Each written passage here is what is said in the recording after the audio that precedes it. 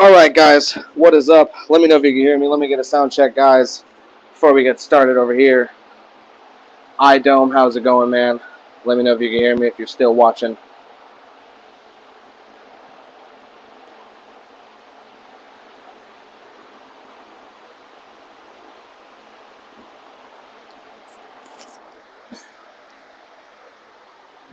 Loud and clear, perfect. Thank you so much. Z Customs, what is up? iDome again, what is up? Thank you for the sound check. I appreciate it.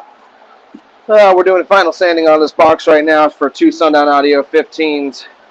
Final primer sand before we start spraying some black gloss on there. We're actually I'm gonna go through the whole process, sanding and spraying, getting the paint ready, all that good stuff. So I'm just getting the last few things ready before we get started on this thing. Again, it's got two Sundown Audio 15s going in it. Sean Banks, what is up? Sean Barlow, how's it going, man?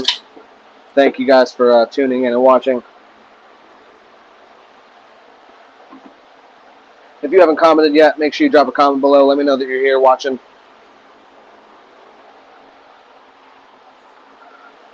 And as always, like this video up. We got a whole bunch of sanding to do. We're going to be spraying some gloss black, so definitely very important that you got your body work on point when you're going to be doing some gloss blacks. Anything, really. I'm using 220 sandpaper and 320 sandpaper. I'm really only using the 220 in a few select areas where the primer is built up pretty heavily, and I really want to get it smooth there. 320 for basically the rest of it. All the flat spots of the enclosure are getting sanded with 320 with the soft foam block. There's probably, I don't know, 5 coats of primer on this thing at this point. It's a poplar plywood base, so there was a lot of body work that had to be done.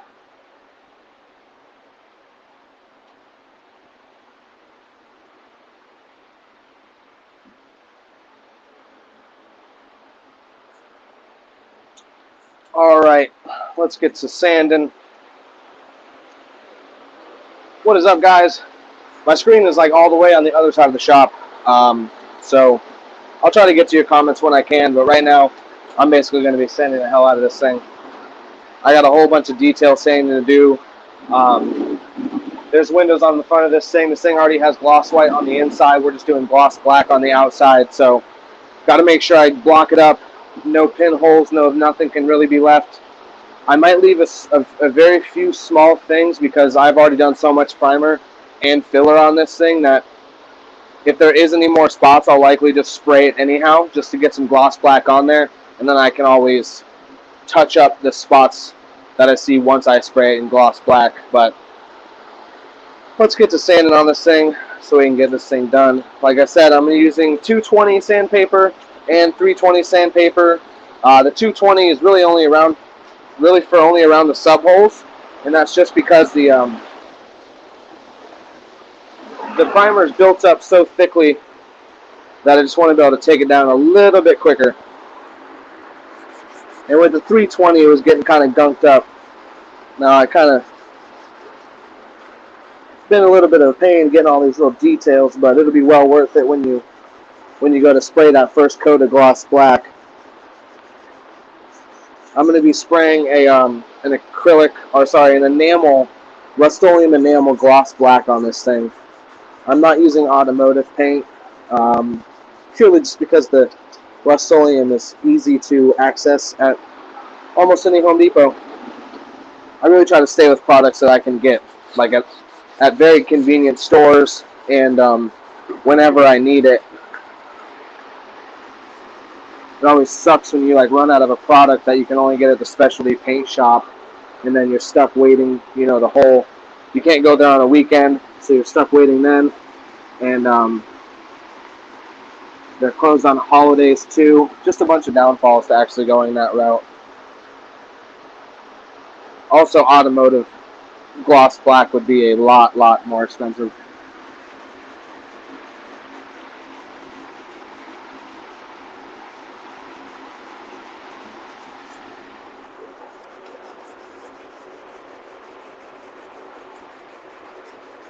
There's definitely quite a bit of sanding left on this stuff, so you guys are probably going to see me sanding for quite a while now, but I'll just keep talking as I'm going through it.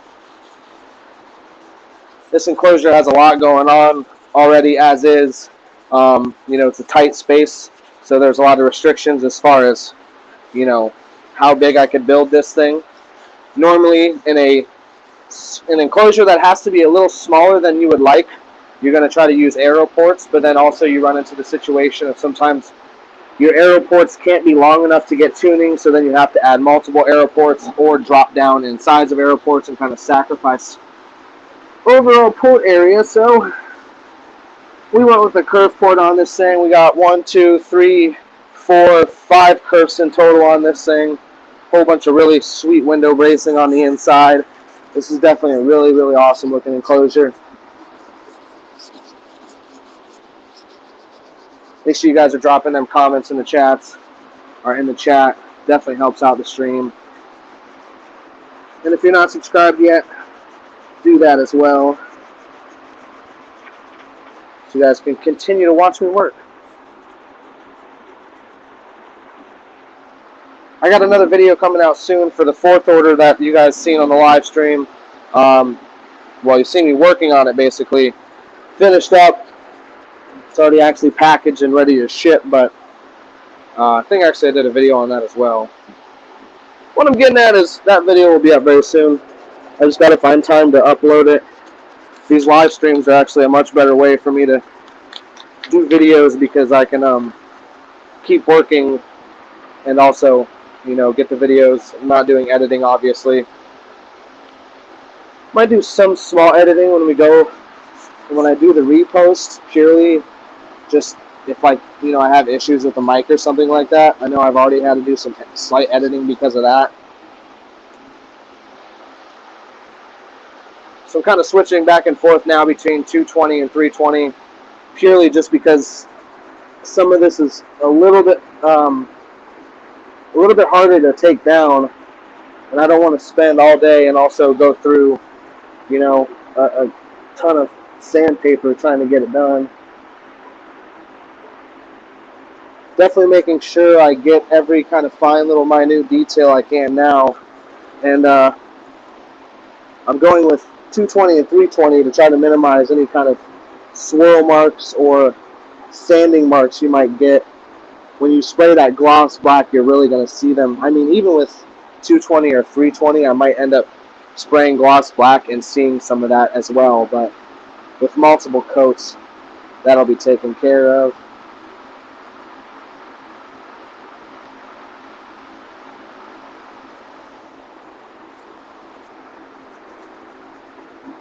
Lots of small little fine details in this thing.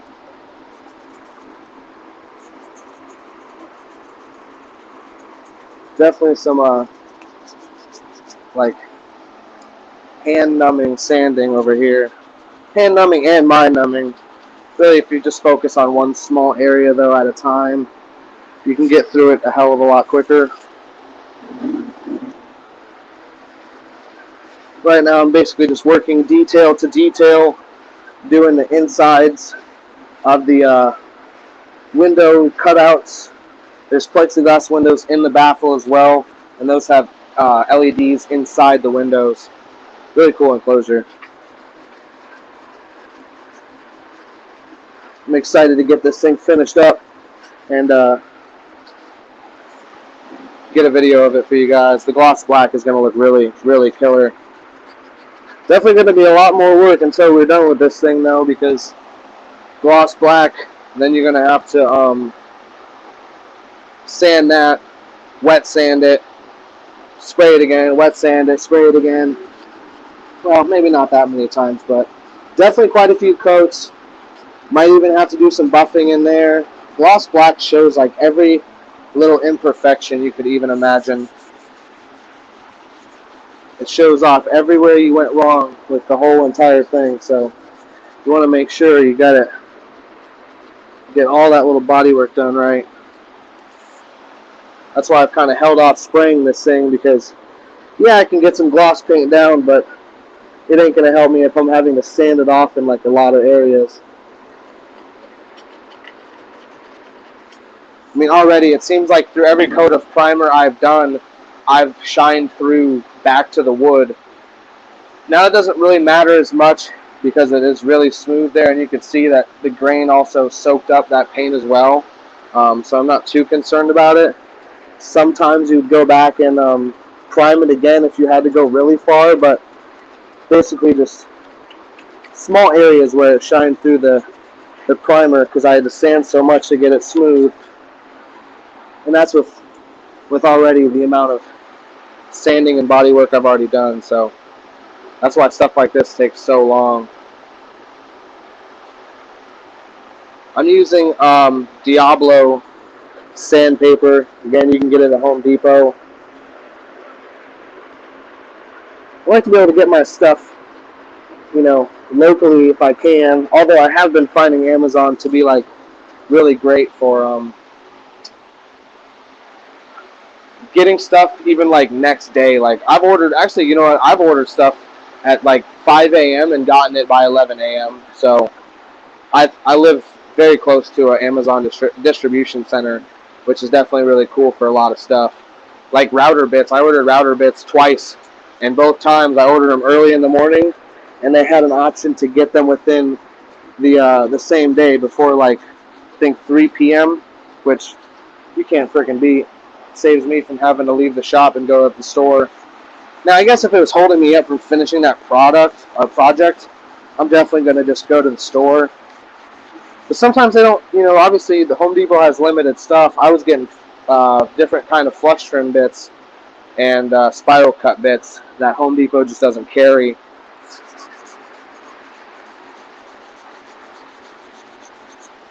Let me check on these comments, see what we got going on.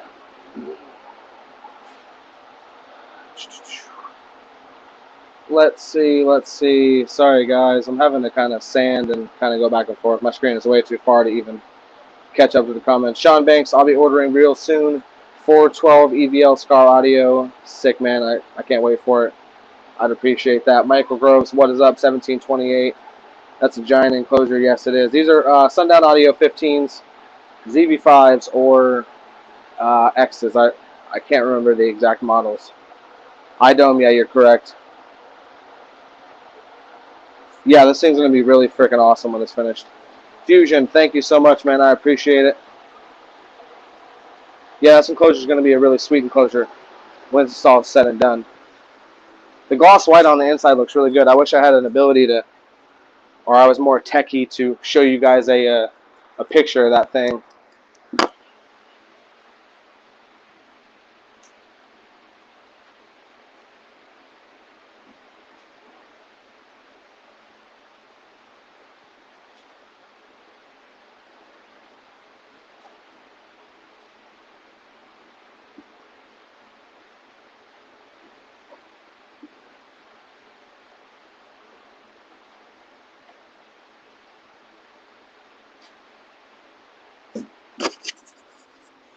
Grabbing some more sandpaper. It seems like I'm burning through this stuff insanely quickly.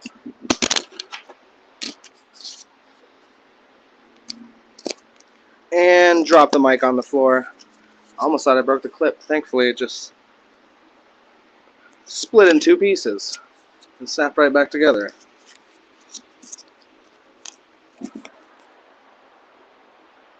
Yeah, with this process, so you're definitely going to need, like, go buy a bunch of sandpaper because you're going to be burning through it as you go. That's the LED wires on the back of the enclosure. It's the leads out for the baffle LEDs. The plexiglass windows in the baffle have LEDs mounted inside the plexiglass windows. 1:44 a.m. here, checking in from Japan. What is up? How's it going, man? That's great. The time difference is insane. It's 12:45 p.m. here. If you don't know that, well, probably 12. You know, we're really far off. That's kind of crazy.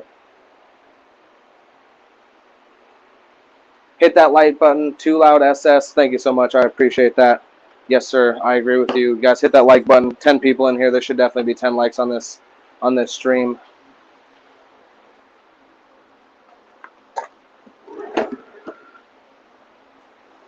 So I've collected like you know, a ton of different little sanding pads, tools as I've gone through the processes of, you know, sanding different projects, finding little angles that I can't reach properly. But these foam blocks, soft foam blocks, they sell them in like medium, fine, and coarse. Again, Home Depot. You can buy them from Lowe's, Amazon, anywhere that really kind of sells hardware from what I've found. But they work really good for not only holding the sandpaper on, just as kind of a flat base to use while you're sanding, but also they work really good for getting in like fine contours, and it's still soft enough where it's not going to dig like a hard block. If you were trying to get around this round concave, it would dig into the piece itself, and these are still soft enough where they'll sand it, but they won't take away too much material.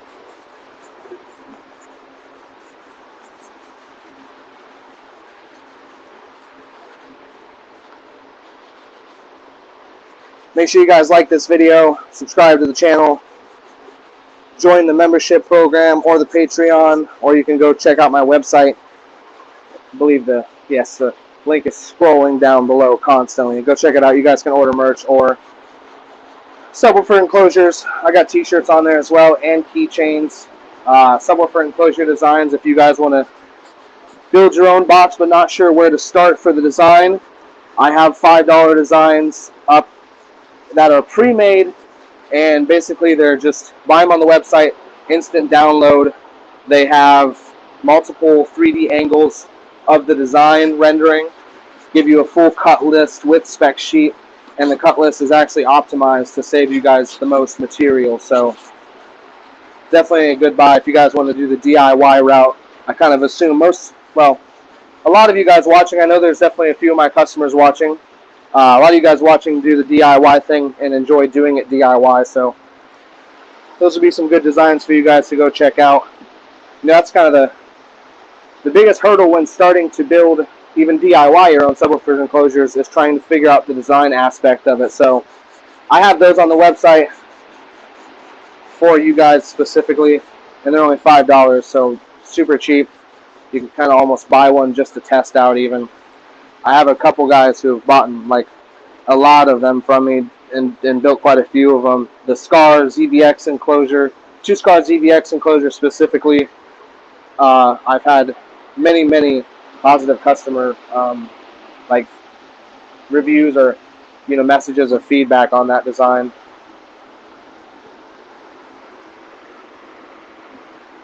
This enclosure just has so many fine little details on it. And this is the part you're going to see first, and this is not, you don't want to mess up this stuff. The flush mount actually is a little wider than the subwoofers themselves in design, so you can't even kind of slack on that even. And also where the subwoofer landing is, you want to make sure that's all nice and sanded too. Really, that's kind of just because I like to do everything to the fullest extent possible, I suppose.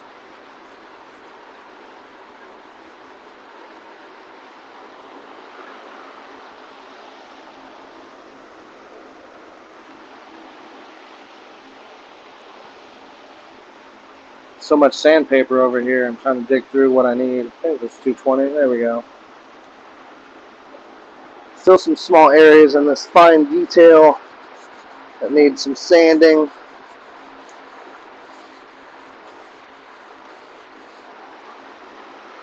The primer I used on this is a Rust-Oleum white clean metal primer. No, this is not metal, but it works just the same, and it works really good. Again, I go with that stuff because I can get it at Home Depot, and I can buy it in quarts. I don't do a ton of priming, so I don't want to buy a gallon because sometimes that'll sit around the shop for a long time before it even gets used, and sometimes it'll go bad. And then you just wasted a bunch of money to try to save a little bit of money.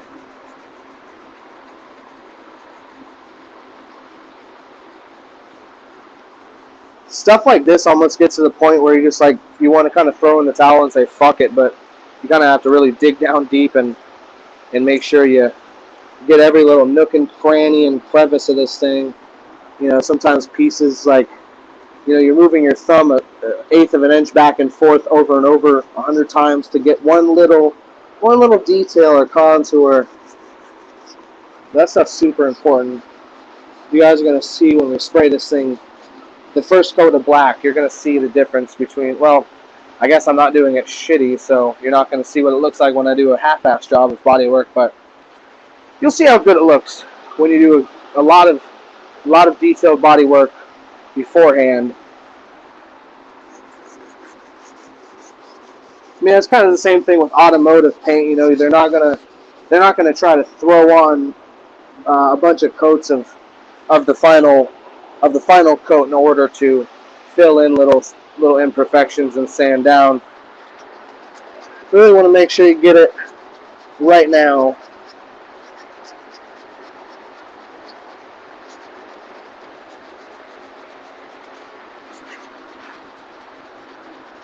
Like even this corner right here is really being a pain. I've gone back over it quite a few times at this point. It seems like every time it's almost there, but not quite.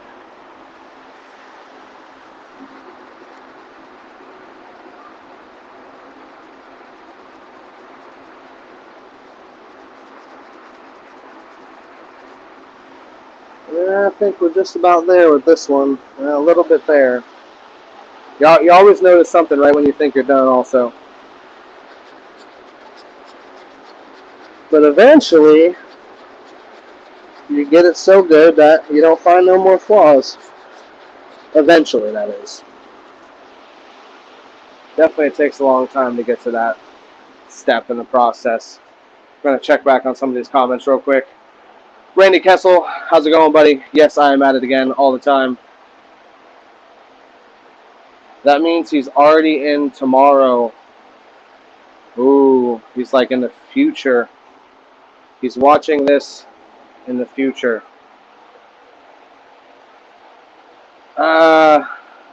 Michael Groves, I like it as soon as I get on the stream. Thank you very much. I appreciate you. Hopefully everyone is doing that.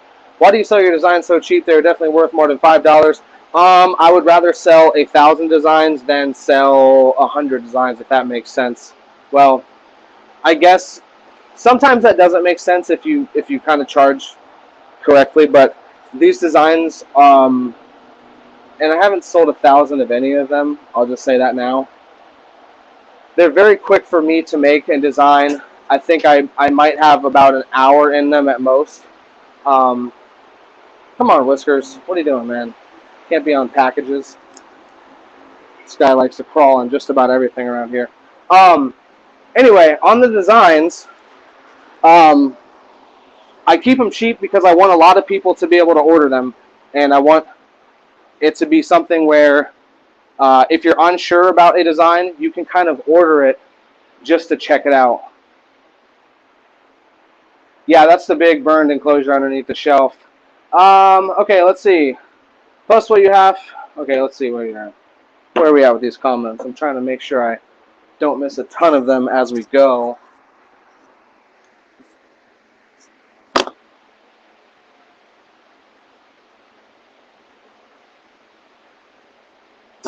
I need to bring my mouse over to the big screen. Maybe I can actually just zoom in on these things extra large and see them from where I'm trying to sand at.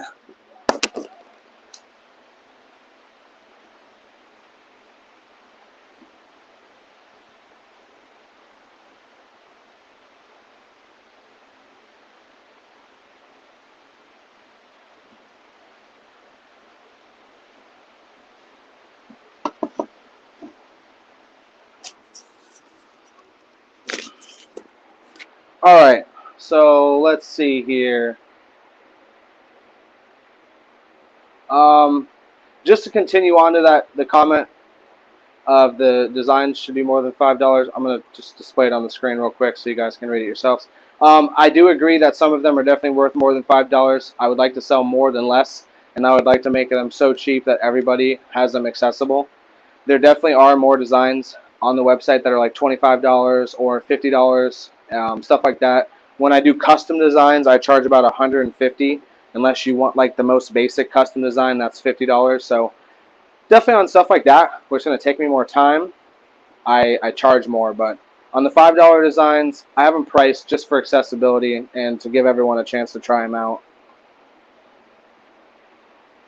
All right, 418 lighting. So I have a Mustang that I need to send you measurements. Also a mid-90s F-150 plus the Jaguar F-Pace. How can I send you what I need and what all info you want? 418 Lightning, are you talking about doing these for builds? Send me an email. It's CustomLowz@yahoo.com. I'm pretty sure it is in the description. Let's see here.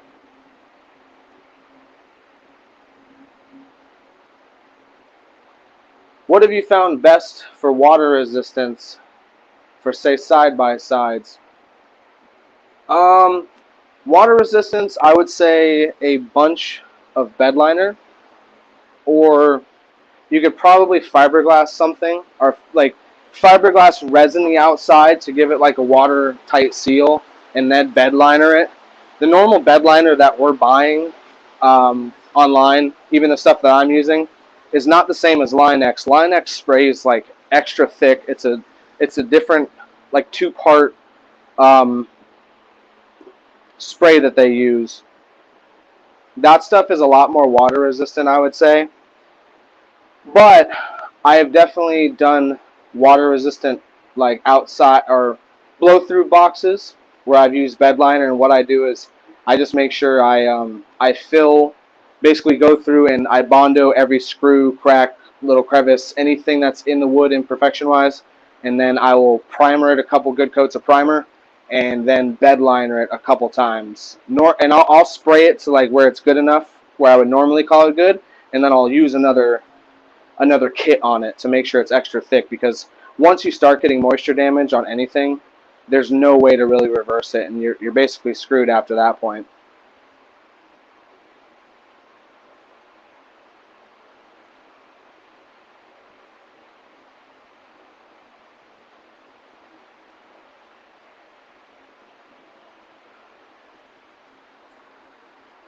That's okay, Michael. I read right through your misspelling or your phone's error. We'll blame it on your phone.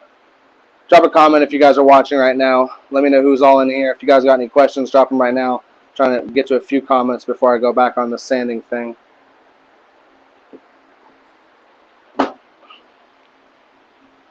The box that I'm sanding is not in a good spot to try to see the screen and answer any of your guys' questions. So we'll take one more minute. If you guys got any questions, let me hear it. Drop them 1728s in the chat if you're watching.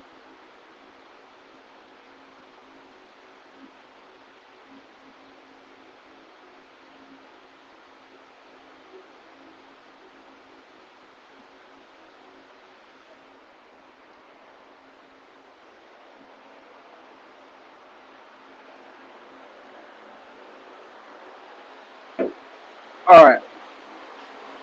Back to this crap. All right. Again, for any of you guys who are just tuning in now, this is an enclosure for two Sundown Audio 15s. It's got gloss white on the inside, bunch of plexiglass windows. I'm basically sanding the primer right now. Final sanding coat, or final sanding process before I spray the first coat of gloss black on this thing. This is Rust-Oleum clean metal primer on the outside that I'm sanding. No, the box is not metal, but clean metal primer works just as good. I feel like I need to keep adding that in there because I'm going to have someone say, why are you using clean metal primer on wood? One, they don't really have a good wood primer at Home Depot, and I don't want to mix like latex primer with oil-based paint. I'd like to just keep it all oil-based.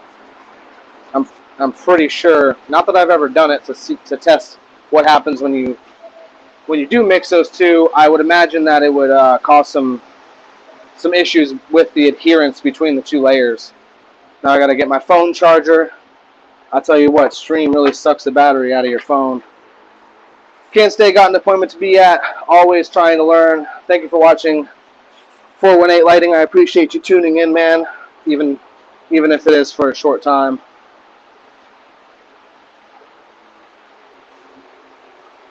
Michael Groves, thank you for watching, buddy.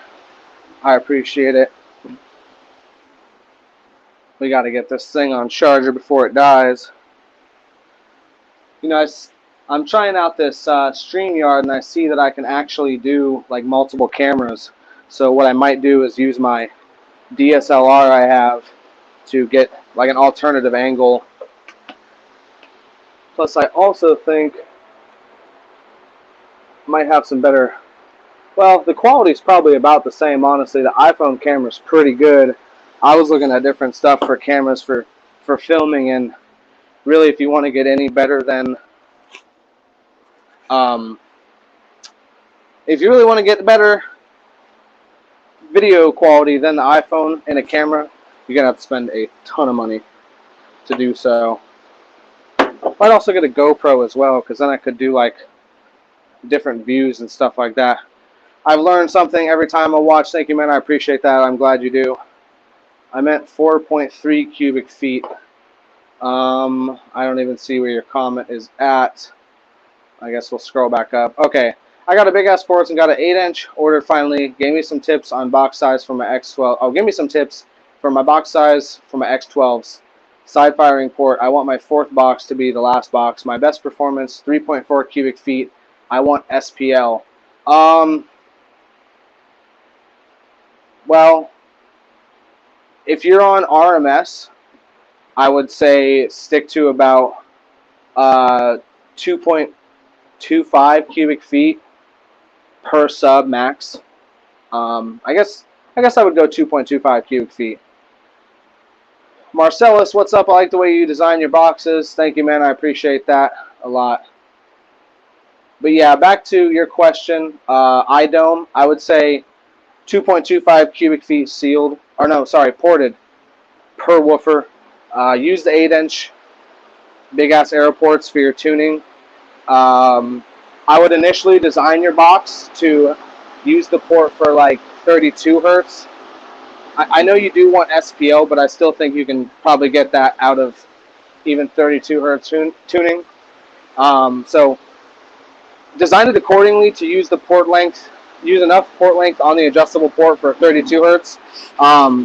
Knowing that if you raise your tuning, which is going to be taking off length off the port, it's going to give you more volume. So you got to kind of play with that a little bit. Now SPL, you're going to have easier times getting higher numbers if you're tuned a little higher. But also, you know, I guess at that point, if you're really just searching purely for SPL, you might as well tune real high. And maybe at that point, the X's weren't the best option anyway. So if you're looking for something to be as loud as it can and also enjoy it on a daily basis in your ride, I would say 32 hertz tuning, 2.25 cubic feet per sub max. You know, tune your box and design it according to using enough length of the 8-inch big ass ports to get you 32 hertz tuning, and then you can kind of play with it there. Like I said, when you do raise your tuning, you're going to be taking some volume out of the box by taking length down off the port. So it might be a good idea to account for possibly adding in some displacement in the box, because also you're going to have a little bit less power handling the more volume you give your subs. I'm not sure exactly what power you're running, and you might have already said it, so I'm sorry if I forgot, but if you're running about RMS, you should be okay. If you're running like a crazy amount of power, you're going to want to watch out going any bigger than 2.25, and that's where I'm saying when you start dropping your tuning, you might want to find a way to add some displacement into the box itself, because you'll start unloading your subs if you have too much volume in there, which is never a good thing. You might rip your spider. You can rip a tinsel lead. You can jump the gap and get your coil stuck. You could have your coil, like, have the sub basically fire on linear and rub the coil on the insides of the gap. Definitely nothing good can come from unloading. So if you're running a lot of power, I would say stay on the side of 2.25, nothing bigger than that. And even if you're going to change your port, account for that and add that much displacement into your box. You can do that with 45s pretty easily. Those don't take a lot of room, but if you add quite a few, or maybe even some bigger ones, it could take up a little more volume. Side firing port, if you're going to have your port firing this way, I would say put your big 45 on this side of your box, or vice versa. So that'll also kind of help too, just the flow of the port in the box. Try to keep the port at least 8 inches away from the inside wall of the box. I don't think you're going to be able to keep it 8 inches away from like the nearest wall inside of your trunk, but that might be actually better because you can help kind of keep some compression by having your port a little bit closer. But sometimes that will also affect your tuning as well if you're too close. Keep it minimum of 4 inches away from any wall, like from the closest wall. I would say is a good rule of thumb, but more could possibly be better. And then even after I get, maybe now too, you should see, you don't have a side firing port now, I believe is what you said. You could rotate the box in your vehicle to try different things just with the current boxes you have, possibly, before you go, say, with the side firing port. I don't know specifically what vehicle you have, and I'm not even going to begin to claim to know which specific vehicles work best with side firing port. But with that being said, it may or may not be the best option. I don't know. I've definitely seen some good results from it, and I have definitely seen a lot of people in the SPL lanes who are doing really impressive numbers running side firing ports.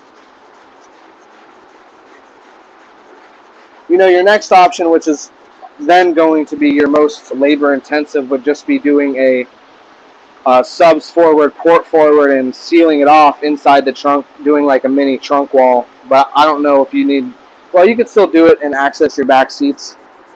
I don't know how wide that opening is in your vehicle. That might be a little tricky to fit that big flange of the 8-inch port and two 12-inch subs on a single plane firing forward in your car. So I don't know. For those of you guys who are just tuning in, if we have some new viewers, make sure you like this video, subscribe to this channel. I'm sanding an enclosure right now, getting it ready for some gloss black paint. It's a box for 2 Sundown Audio 15s. It's got a whole bunch of fancy stuff going on. If you guys want to order anything from me, check out my website. The link's scrolling past in the video constantly, so you guys can go check that out. Get some merch, shirts, keychains, or order a box. Or some Subwoofer box designs. Or, hey, order a bunch of Subwoofer box designs and help support me that way. Or you can join the YouTube membership, Patreon. I got all that good stuff. Sanding. I probably have, honestly, an hour left of sanding just on this thing. It's pretty wild. If you guys got any questions, drop them down in the comments below. Or if you want to just let me know you're watching, leave me a comment. I'll jump back on the comments in a second. Try to get to you guys as quick as possible.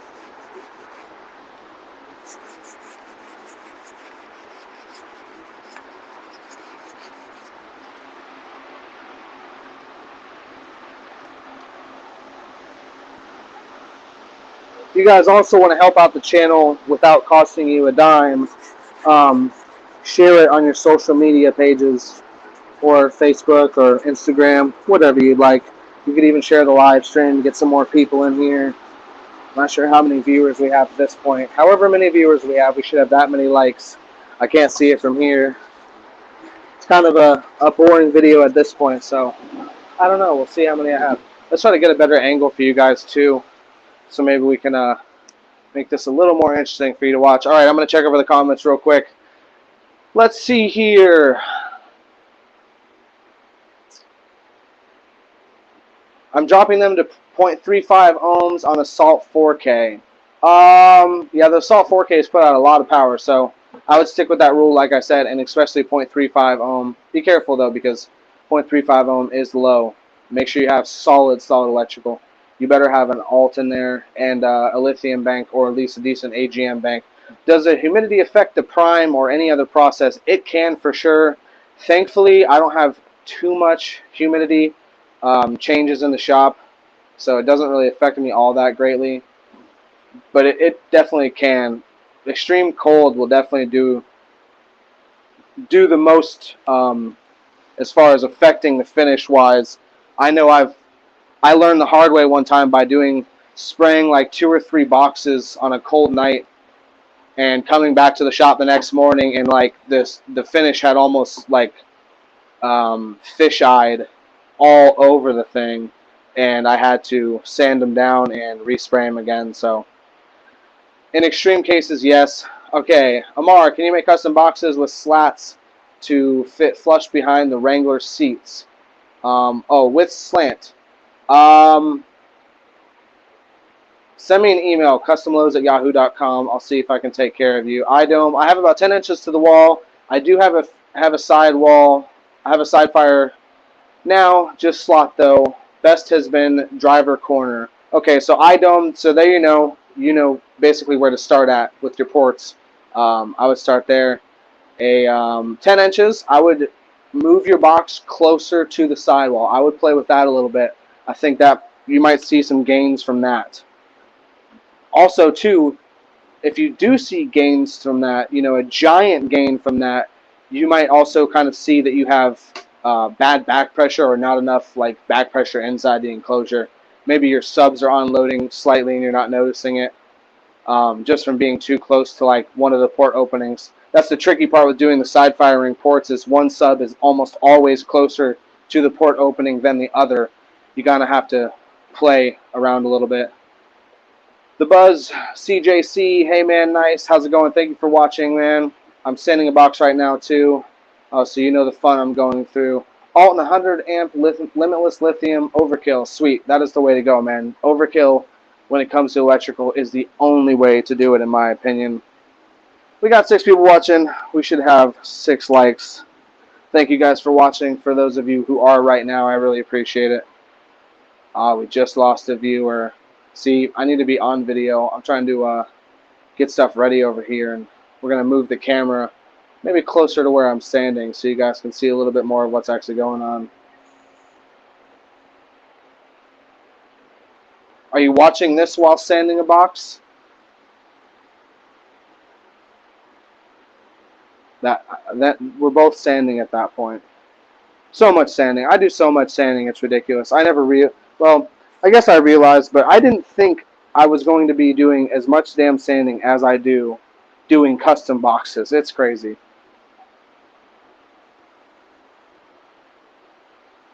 Yeah, Michael Groves, that does suck big time. I learned slightly the same lesson in always having like an air dryer of some sort on your compressor line.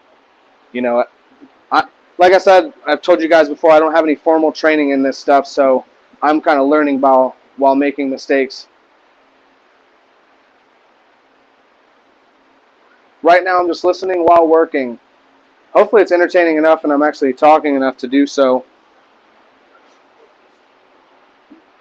I would start an audio podcast if I actually had any, or knew any people in the audio scene who had any interesting stuff to talk about. Eventually, I might do even on StreamYard, I can invite you guys, so maybe we'll do like a customer, not customer, but a viewer call-in or something like that.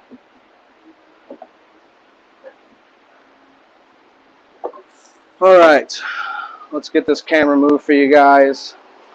Get a better angle, hopefully a more entertaining angle, although I don't know how fun watching sanding can really be for anybody.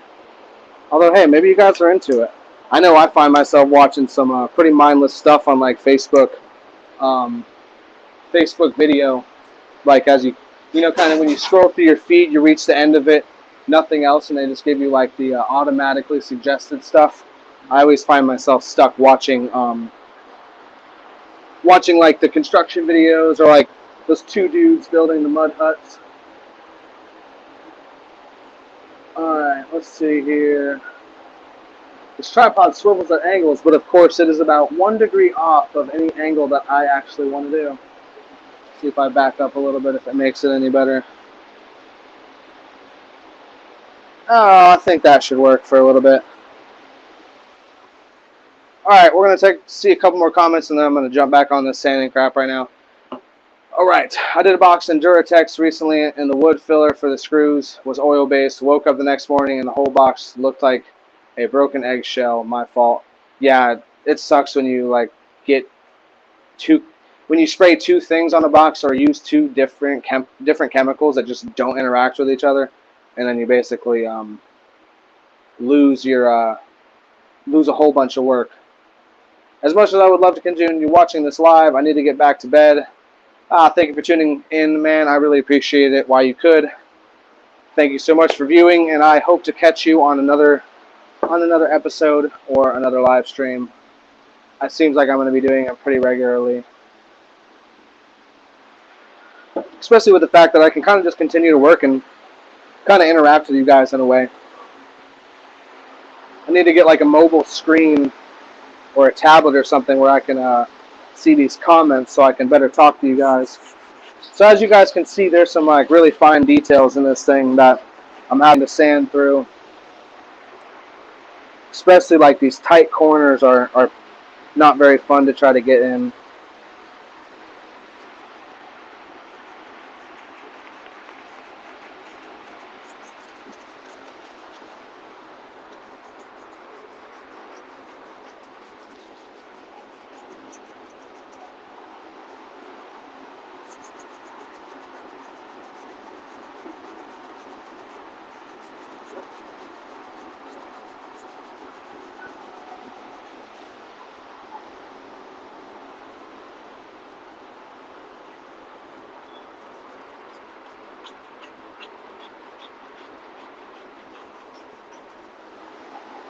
I'm using right now some 320 sandpaper. I don't want to have any swirls or scratch marks from the sanding kind of show up in the final finish. I am using some 220 in some spots where it's giving me a real issue. I'm about to do that right now if I can actually find some. I'm thumbing through like 1,000 pieces of super used up sandpaper right now. We finally found some. So if the area is giving me a particular issue, I'm just going to use some 220 on it, and then I'll follow that back through with 320 again to get out any deep abrasions that this left behind. It'll seem so smooth with the 220 grit sandpaper, even 320 grit sometimes, until you spray like a gloss finish on it, and then realize that you've left a bunch of swirl marks behind, or if you sanded too many times in the same direction, you'll start leaving grooves in the paint job itself. That's like the hardest thing to train when I'm trying to show somebody like how to sand, is explain to them that the direction you go in is probably just as important as like getting everything, because it might look smooth and it might feel smooth and everything, but there's going to be minor things that are on the finish that you're not going to notice till you get your final coat on there, and then you're going to be left with a bunch of work, or if you're somebody else, I guess, dealing with just a bad finish. For me, I'm going to be ripping it off and doing a bunch of work to fix that issue. I actually had and nothing against any helper I'm talking about. I won't even name anyone specifically, but I had someone helping me here, and I actually had them sanding the inside of this enclosure, and I probably had them sand it for like, I don't know, 6-7 hours, like seriously 6 or 7 hours on the clock of sanding. But I had to go back and spend like another hour or two sanding things, just because sometimes you can look at it and it'd be smooth, but it ain't really smooth. I'm going to kill that subject. Khalifa, thank you so much for the super sticker. I appreciate it, man. Thank you again, like I said, for watching. I really appreciate you tuning into the stream. Appreciate all you guys who are tuning in right now. All right. Well, I'm going through sandpaper over here. If you guys have any good suggestions of sandpaper, let me know. Kind of seems like stuff like this is You're just going to go through a ton of it regardless. Again, this is a box for 2 Sundown Audio 15s. This is a primer coat. I'm using Rust-Oleum clean metal primer. We're going to be finishing it off with Rust-Oleum enamel gloss black. After I get this thing all sanded up, all pretty like. Definitely a long process, as you guys can see. A lot of fine details, and I'm going back over, 100 times with my finger, kind of feeling to make sure if something is smooth enough or not. It's kind of a good way to tell as you go through. Man, I've already burnt through all that 220. Yeah, that's something customers don't frequently understand either, is that when you charge for a finish like this, they're not considering the fact that you're probably using like $35, $40 worth of sandpaper and spending,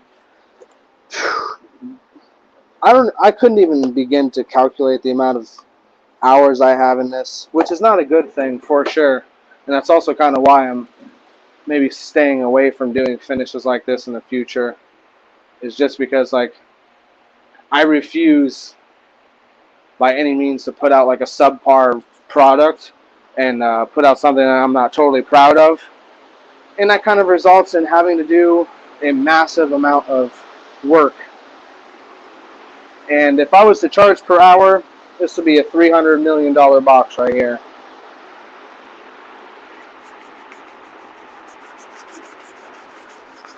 I'm not just sanding this to look good enough. Like, I'm trying to, in my mind, get this as close to an automotive paint finish as possible. Maybe even better, because sometimes those paint jobs are pretty ass as well.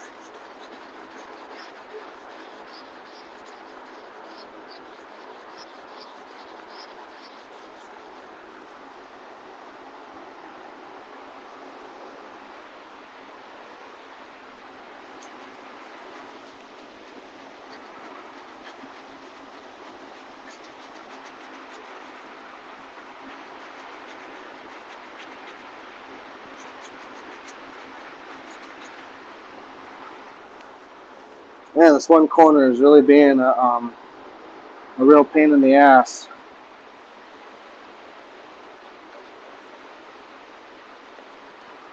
Really being a pain.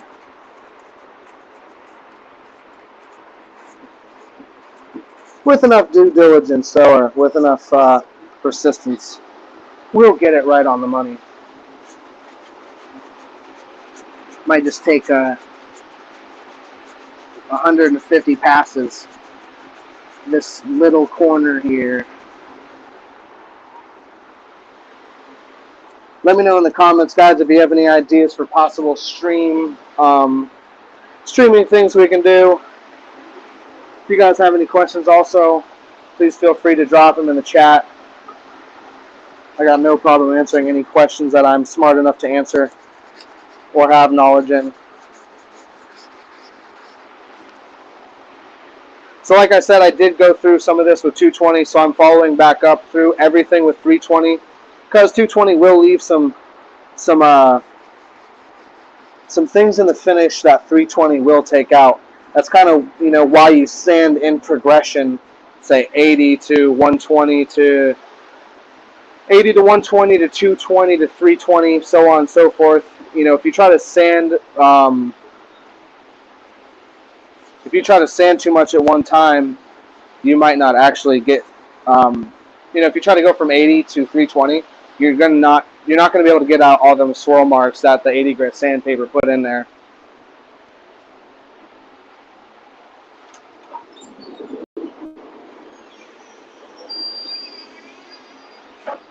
Whistle while you work. How are your hands and wrists from sanding that much?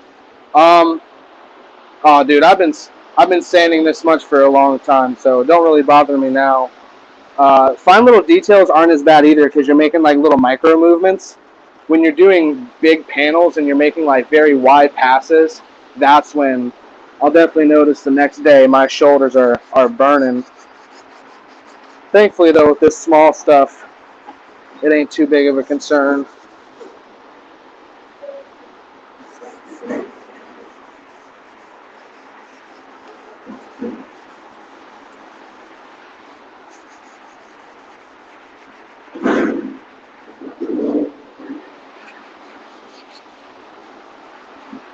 Alright, I think this one might be good. Give it one more little inspection. And just to be clear, I'm not being this picky and critical because I'm on video. This is literally what you guys get when you come to me.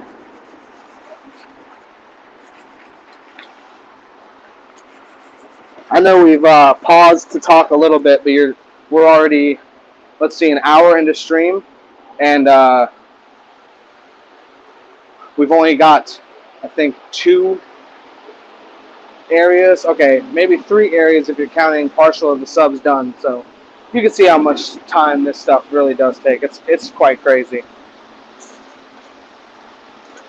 All right, let's see if we can switch up the angle a little bit for you guys. Maybe go back to actually seeing me talk. Let me know if you guys are in chat or in watching this video right now. Drop a comment below. Let me know what you think of what we're doing or what I'm doing. Again, if you guys have any questions, please let me know. And if you could be so kind, drop me a super chat.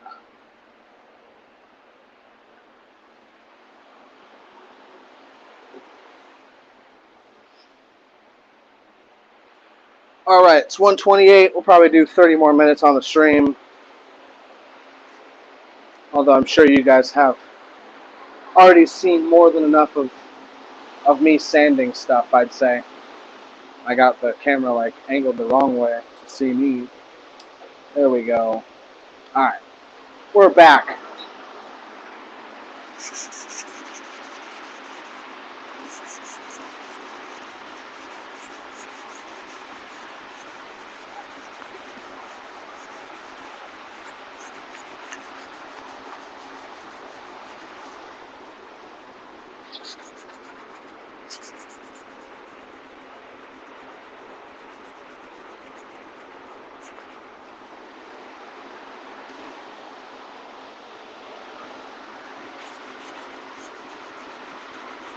Let me know in chat if I got any customers watching, former customers, current customers, if you're a customer waiting on a build. If you would like to be a customer, you can go ahead and let me know that as well.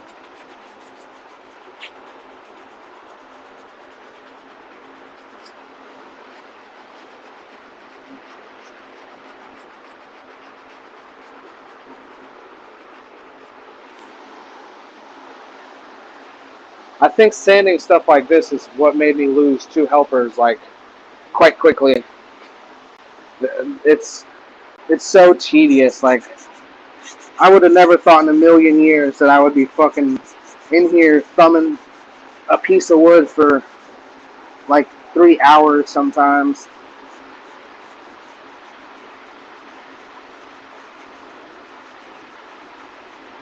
And it seems like every coat that you do, you have to do a little more sanding because you want to keep getting a little better and better as you go through the coats.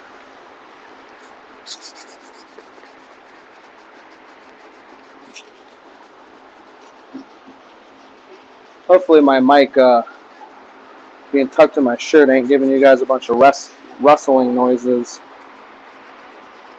I know when I used to try to use my iPhone corded headphone mic, like my beard would just create like a crumpling paper noise the entire video.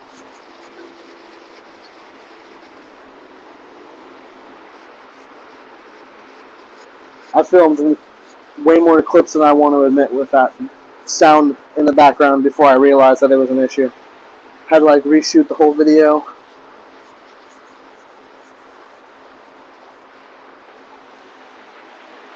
Doing this whole social media thing has definitely been interesting because I'm really not shooting for being like a social media like person, or like, what would you really call it? Like a social media personality. I'm not really trying to be that way. I'm really just trying to show you guys my work, interact with my customers a little more. But you kind of also do have to do that because you don't want to be talking to a room full of nobody in a way. So I've definitely had to learn as many things as possible to kind of try to keep my videos interesting. My big hope with these live feeds is it will bring me a little closer to all you guys. We can talk a little more personally. You guys can ask me questions in real time, set on the comments. I do try to get to all the comments like as soon as possible, but sometimes I miss some of them and then they just get buried. And then I reply like 6 months later. I know damn well you guys don't need anything that you asked about by that time, but I still reply. I just don't notice some of them until then, unfortunately.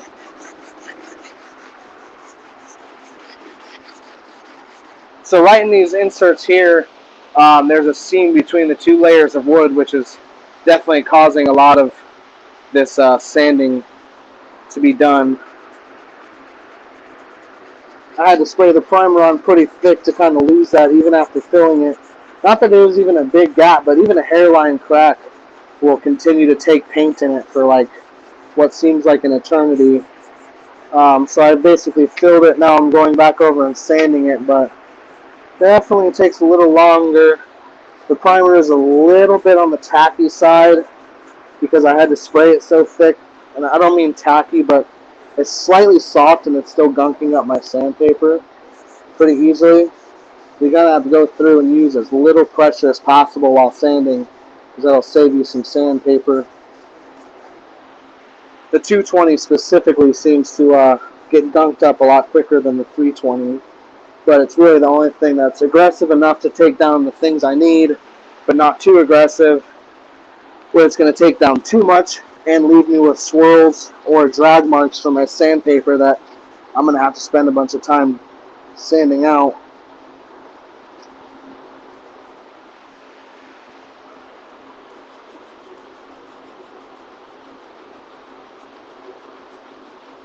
With wood, it's kind of complicated when it comes to painting it because obviously you want to go through and bondo as many things as possible, but there's so many little minute pinholes and little dips in the grain, especially in the edge grain. Like there is so much edge grain in this thing on the top. That's basically what I've been sanding this whole time is all the edge grain. One, it sucks up so much paint. You could probably be 3 coats in and it would still be sucking up paint on the edge grain. So you got to spray a lot. And there's also a lot of sanding. You could try to bondo it, but man, you kind of just get as much sanding as doing this process. I've actually milkshaked them before. Like basically what you do is you take fiberglass, resin, bondo, mix a little bit of that together, and then add your bondo hardener in, and that'll thin your bondo out enough where you can kind of paintbrush it on your piece, and it'll lay flat-ish, definitely not perfect. It still leaves you with a ton of sanding. Definitely not the best route to do. I found that just going through the processes of painting is much better than trying to milkshake it. I've definitely done it a couple times and learned that you have just as much, if not more, bodywork time in it that way because you're also still having to paint and sand anyway. So it'll definitely help out on like stuff that is very porous though, where you need to cover a bunch of that end grain and not waste paint.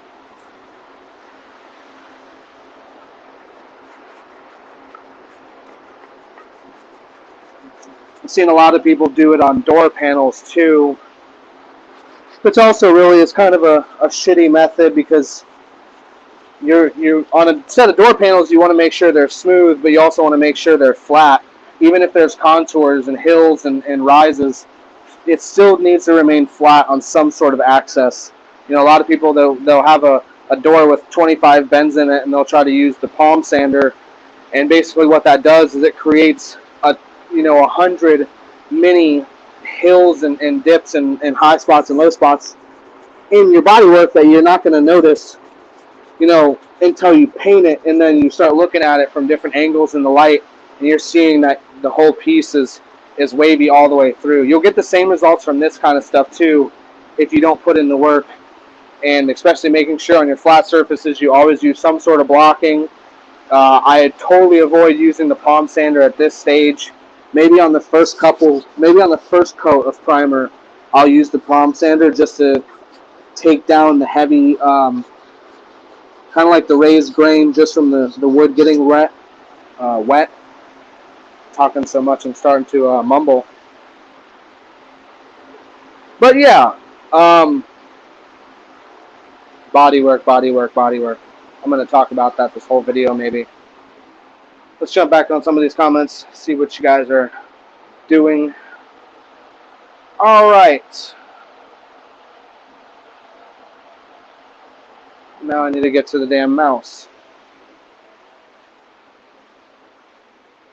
Over here walking in circles now. We got 13 people viewing. There better be 13 likes on this video. If you're in this video and you haven't chatted yet, make sure you drop a comment in the chat. Let us know you're here. Be part of the group. All right, let's see here.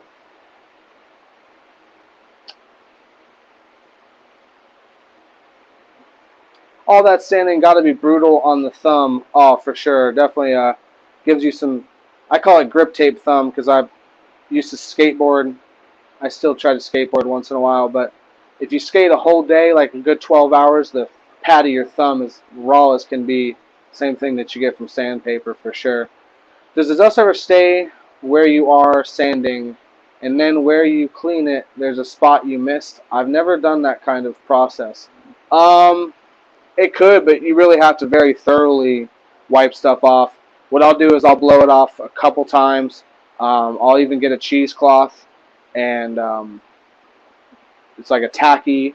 It's basically just a tacky pad that you rub over the surface, and it takes up any dust or like microparticles that are on the wood. And while I'm doing that, I'll even use my air gun to spray it off. And then even as I'm mixing my paint and waiting before I do a final spray, I'll spray it off again because dust can cause some issues. I'm cool watching a box build. I've seen your boxes before, very quality looking work. Thank you, Troy Freeman, I appreciate it. My buddy asked me to help build a box for his 215s. Only problem is he has a Honda Fit. Yeah, Troy, I don't know if you're fitting 215s in a Honda Fit. Safari, I'm waiting for my box. Got my subs already. Thank you so much for ordering, Safari. I appreciate it. I know we've talked about your order in the past. Michael Groves, I really appreciate you doing. And I think I lost it somewhere. Back to these comments. Okay, Michael Groves, I really appreciate you doing the live streams. I've learned a lot just from the short time that you've been streaming. Thank you, man. I appreciate it. Safari, Troy, your buddy is going to have to take out his back seats. You are totally right, Safari.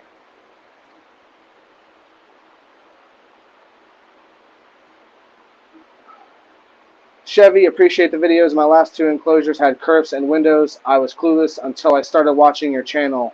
That is awesome, man. I'm glad my videos can help you learn some stuff. JR73RK, love your work, love your thoughts. Keep it up. Your help inspires others. Thank you so much, man. I really appreciate that. You know, it's wild to hear the words inspire. Like talked about, like with people, like when people mention inspired talking about me, that's pretty cool to be inspiring to anybody, I will say. So I appreciate anybody who says something like that. It's really nice. Yeah, Troy Freeman, I think I would just avoid that altogether. Sometimes when you get crazy like that, you end up causing yourself more work than needed, and doesn't always yield the best results. That's probably an obvious statement, though. All right, we are still sanding away here, people. We're an hour into sanding, and we have only done the top. But that's the name of the game. You got to keep going and going and going. When you wonder why your box is so expensive, this is why right here. You guys can see it in real time. Again, I'm going through 100 times, checking with my thumb to make sure I'm sanding it smoothly enough. Your eyes will trick you, especially when you're doing something like this and you're looking at white. You know, you start to get you start to actually go, you don't really go blind, but you almost go blind to the defects after a while. So sometimes you have to step away from the project, you know, look at other colors even, because your eyes will start to trick you and hide stuff from you. Definitely helps to step away sometimes. Even like a lunch break will be something good to do. I know when I was in the doing cabinets, at the end of the job we had to do like a final detail of the cabinets, and really that meant wiping like every inch of dust and any sort of debris off of every side of the shelves, cabinets, inside, outside. And also the shop process left a lot of glue on like all the edges of the edge banding. So basically you had to do a lot of cleaning, and with white closets you would find that even when you're trying to do your best job, like if you stay on that one thing for a couple hours of just whiteness, you eventually start to miss things that you would so easily find with a set of fresh eyes. So sometimes on projects like this, you got to step away for a little bit, come back to it. Also, you're going to get frustrated a lot of the times. You know, you think, oh, it's good, and then you turn around and you're like, oh man, like there's a spot there that I thought I was done with that area, and you realize you really weren't. Even too, you know, I'm rotating this thing and seeing it in different lights and shadows. You're going to start seeing where you might have missed before. Just with your eyes, not only your feel. Got to use them senses when you're sanding.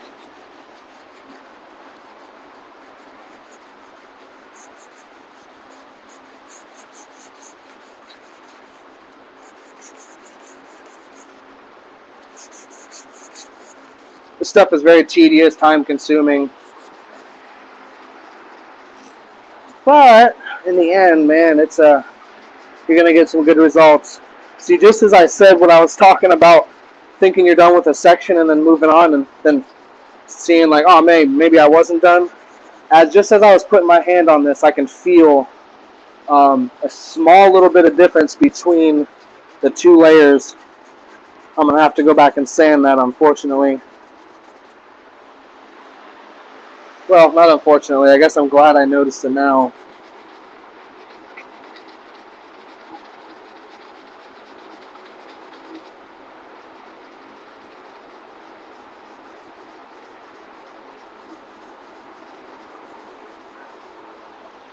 Alright, we'll switch up the camera angle one more time for you guys. I'm sure all this sanding is...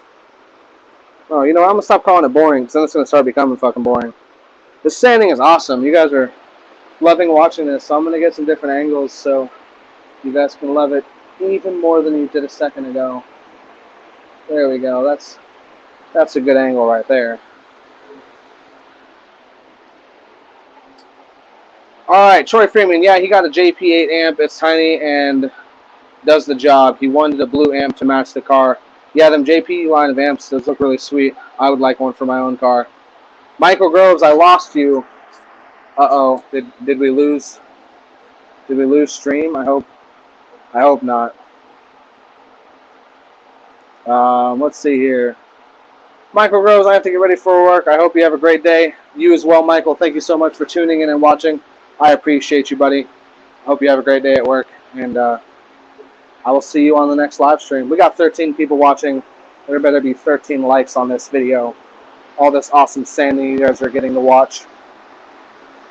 Drop me some comments below if you're new to the video. If you're just now tuning in, if you have some questions, let me know. I have no problem answering them. Make sure you share this video if you can to your different social media platforms. We'll get some more people in here. Maybe at least make the chat a little more interesting, that's for sure. If you are just tuning in now, this is a box for 2 Sundown Audio 15s. I'm doing the sanding on the primer, the final sanding coat, or the final sand job before I do the gloss black paint. I have used Rust-Oleum clean metal primer for this white primer, as you're seeing here. I'm going to be using a Rust-Oleum enamel black paint to do the gloss black. Gloss black finish. We got gloss white on the inside.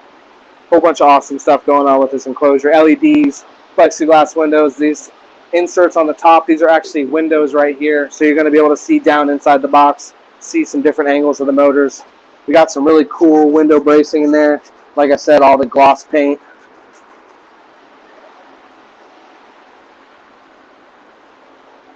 It's going to be an awesome enclosure. If you guys need subwoofer enclosures, make sure you go check out my website. You can see the link scrolling down this in the video. Scrolled past a million times already, so go check that website out. You guys can order custom subwoofer enclosures, well, custom truck subwoofer enclosures. You can order some merch, order my t-shirts, my keychains, all of that good stuff. We got subwoofer box designs on there as well that you can order. So make sure you guys go check all that good stuff out. Go check it out. Alright, sanding away. It's definitely looking really good. I'm happy with the results. I think the first coat of gloss black is going to look really phenomenal on here, honestly. I'm excited. It's going to look real good.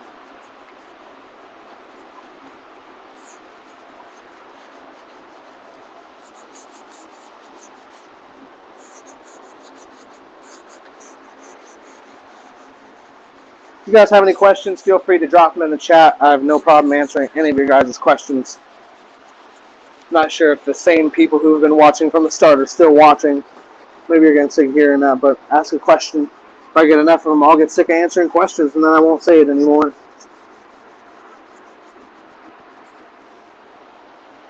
You can also join my YouTube membership program where we got special perks for the website. We're going to be changing them up very soon. We're mostly going to be doing free designs and probably discounts on merch, or maybe even free merch depending on which tier you're going to be in. So make sure you guys go jump on that. You can also go to check out the Patreon to help support the page. Basically, we got some behind the scenes stuff going on over there. Stuff you're not going to see in the videos. Maybe my thoughts of jobs or projects that I necessarily wouldn't share super publicly, or maybe wouldn't deem like a very, I don't want to say popular, but not something you'd like post on Instagram or something like that. Just get a more in-depth look into my perspective, I suppose. If you guys care, that is. I'm sure a lot of you don't. Alright, so sanded that with 220, now I got to go back over it with 320, because like I have been saying, you got to make sure you sand in stages, and you don't want to try to skip too many steps with the different levels of sandpaper, because you'll start leaving yourself swirls or kind of lines in what you're sanding if you are sanding back and forth versus circular motion.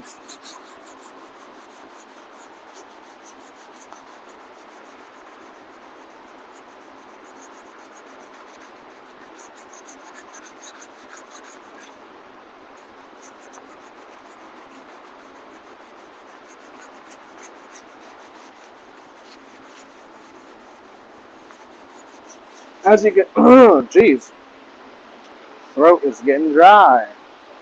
As you can see, I definitely have some spots in the wood, or maybe you can see, I have some spots in the wood where I kind of shine through to the wood, through the primer. I'm not too worried about those areas. They're super smooth already, and I think that gloss black will cover it without any problem. Just making sure I go back through everything twice, 3 times, 4 times, triple, quadruple, check everything.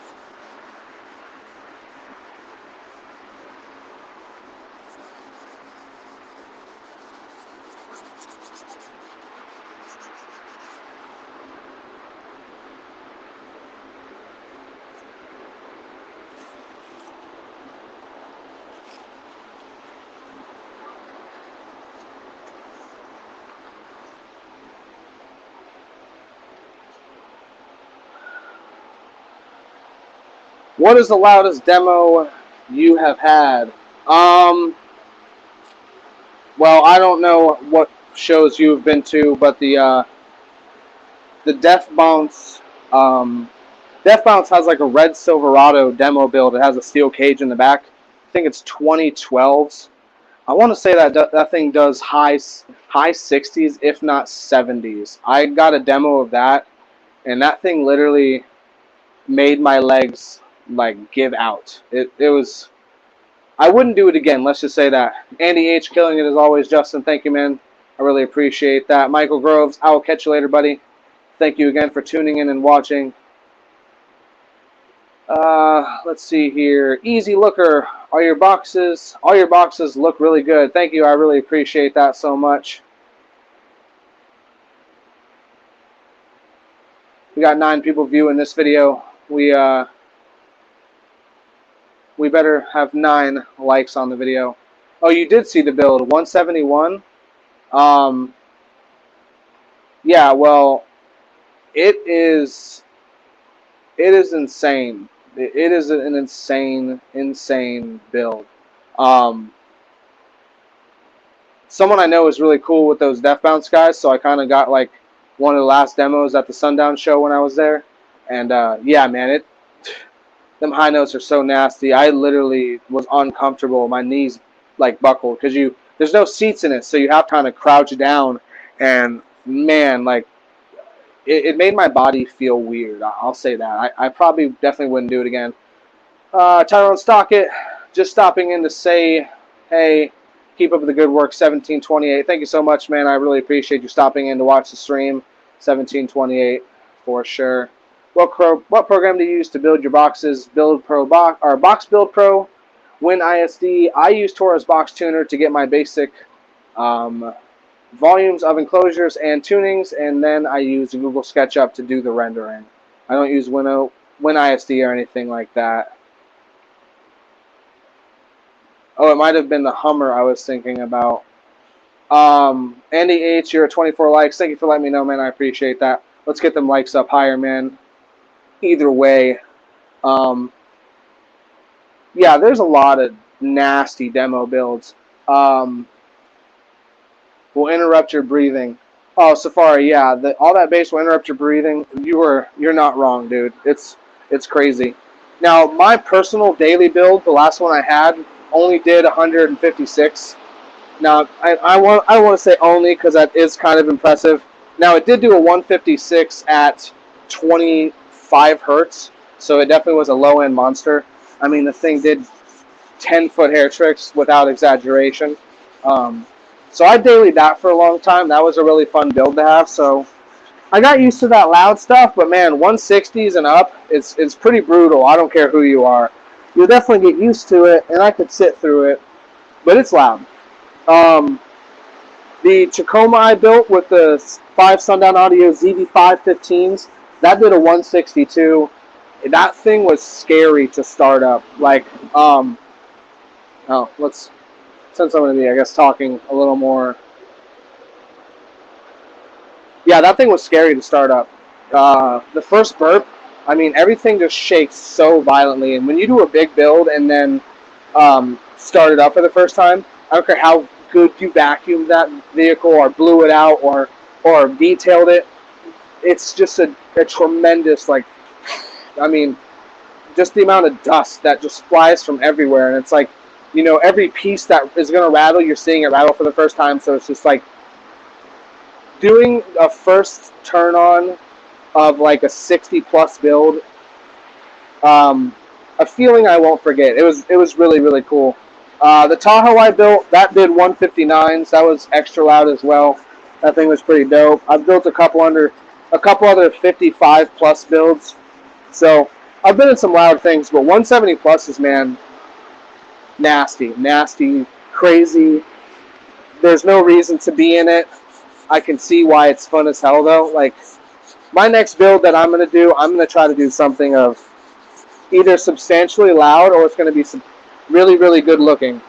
Like next level, I'm peeking through the underside of my bay door to see who the hell's talking out there. It's my neighbors. Either way, my next build, I want it to be either insanely loud or insanely clean. Maybe a combo of the both.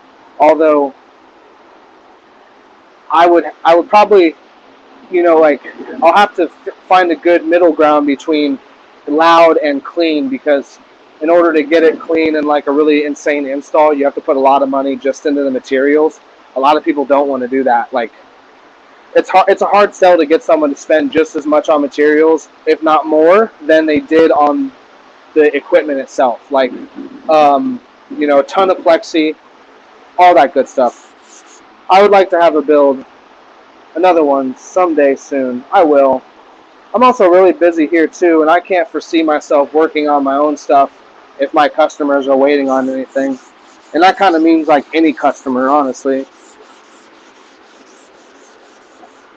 I'm going to move a little closer to these fans, kind of suck some of this dust away. You get kind of a lot of dust fall when you're sanding like big flat areas. I'm hoping you guys aren't getting a ton of fan noise in this corner over here, but you might, and I'm sorry if you do. Oh, almost lost the camera. That was a good catch. Alright, we need to go somewhere else. Let's see here. Again, we do good boxes, not good camera work around here. Alright, it's 1:57. We got a little bit longer. Let's see here. Man, I need to go back.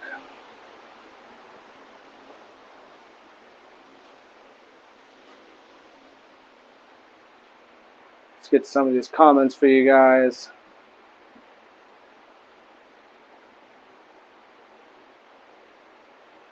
All right.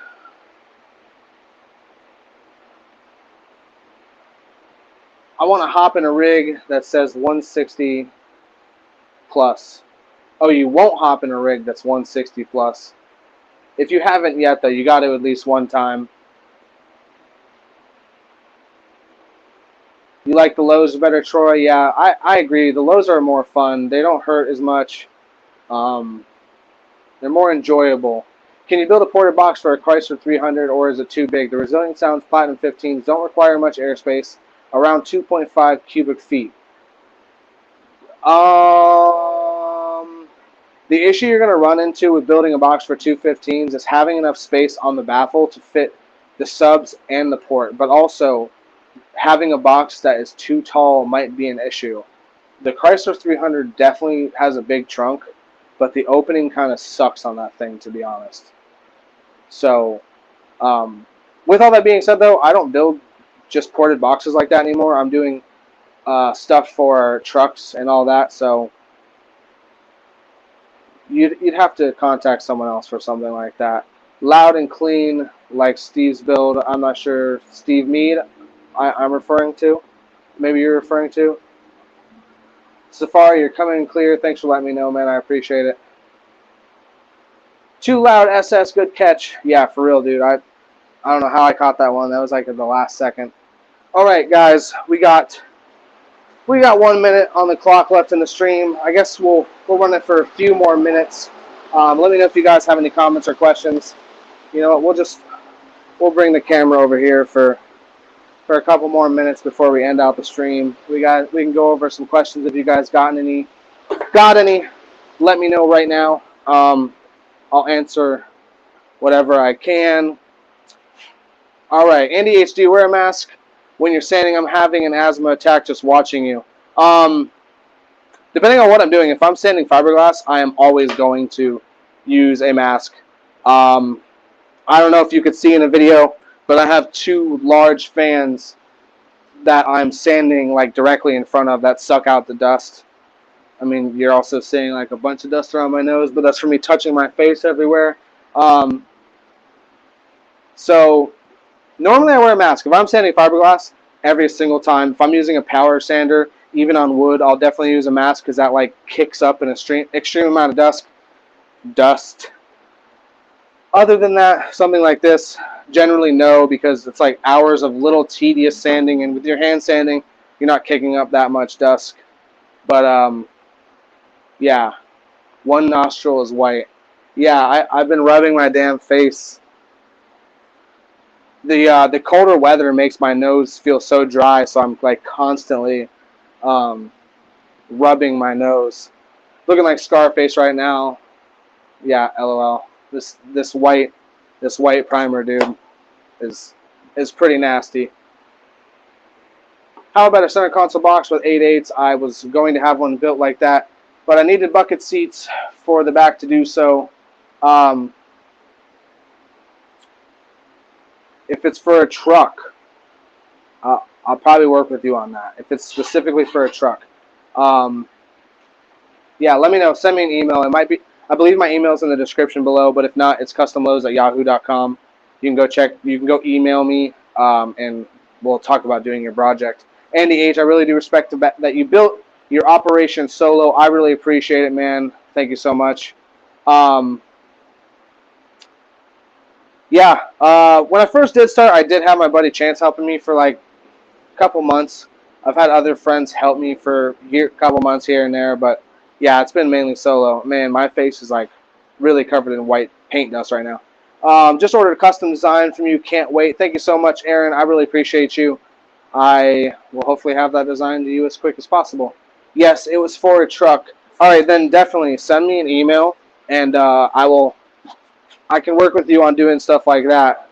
Because if you can send me, specific measurements, that would be something good for me to have on the website anyway.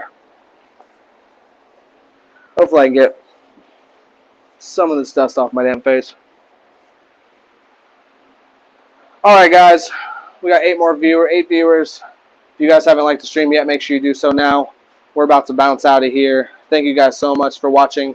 I really appreciate you. If you have watched this far in this video and it's after the fact that this is posted live, make sure you comment down below 1728.